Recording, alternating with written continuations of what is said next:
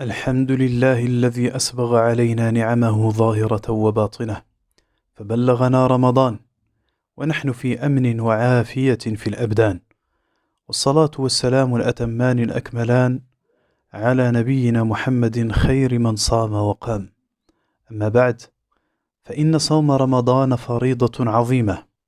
قال الله تعالى: يا أيها الذين آمنوا كتب عليكم الصيام كما كتب على الذين من قبلكم لعلكم تتقون، أي فرضت عليكم أيها المؤمنون عبادة الصيام كما فرضت على الأمم السابقة.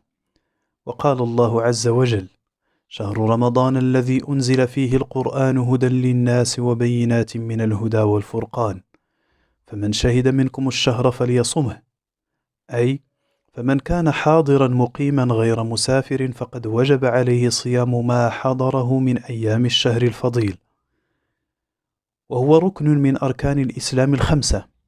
ففي الصحيحين من حديث عبد الله بن عمر رضي الله عنهما أن النبي صلى الله عليه وسلم قال: بني الإسلام على 5: شهادة أن لا إله إلا الله وأن محمد رسول الله، وإقام الصلاة وإيتاء الزكاة وصوم رمضان وحج البيت.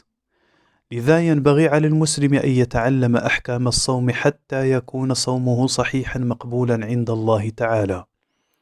والصوم الشرعي أيها الإخوة هو التعبد لله سبحانه وتعالى بالإمساك عن الأكل والشرب وسائر المفطرات من طلوع الفجر إلى غروب الشمس.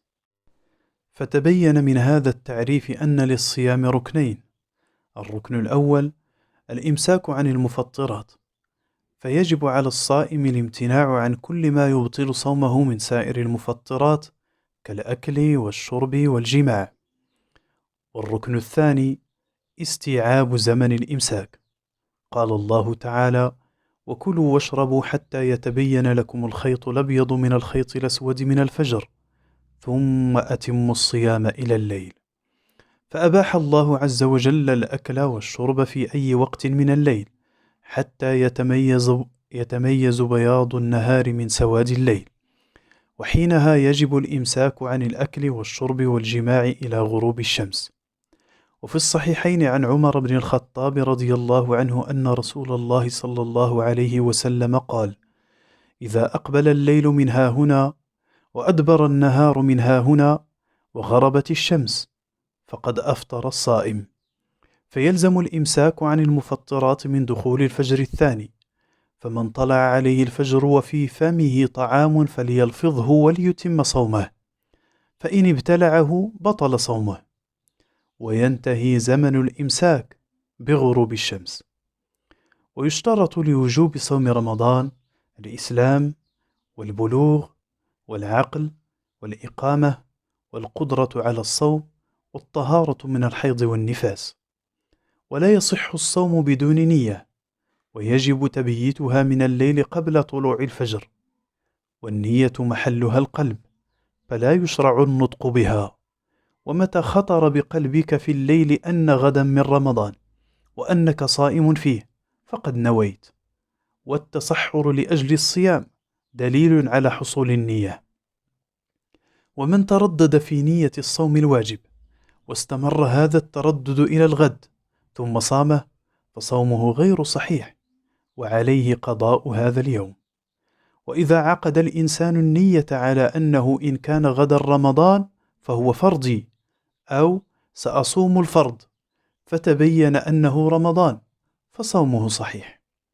وقد فرض الله عز وجل صيام شهر رمضان إذا طلع هلاله، فأوجب تعالى على من حضر رمضان بأن أهل هلاله وهو مقيم معافى أن يصومه. قال الله تعالى: فمن شهد منكم الشهر فليصمه. وأخرج البخاري ومسلم عن أبي هريرة رضي الله عنه قال: قال رسول الله صلى الله عليه وسلم: صوموا لرؤيته وأفطروا لرؤيته، فإن غبي عليكم فأكملوا عدة شعبان 30. غبي عليكم أي خفي عليكم. فلا يصام رمضان إلا إذا رؤي الهلال، فإذا تعذرت رؤيته ليلة 30 من شعبان بسبب الغيم أو أي مانع فإنه يتمم شعبان 30 يوما. ولا يجوز صوم يوم الشك خوفا من أن يكون من رمضان، ويوم الشك هو اليوم 30 من شعبان إذا لم تثبت الرؤية ثبوتا شرعيا. ففي الصحيحين عن أبي هريرة رضي الله عنه قال: قال رسول الله صلى الله عليه وسلم: لا تقدموا رمضان بصوم يوم ولا يومين إلا رجل كان يصوم صوما فليصمه.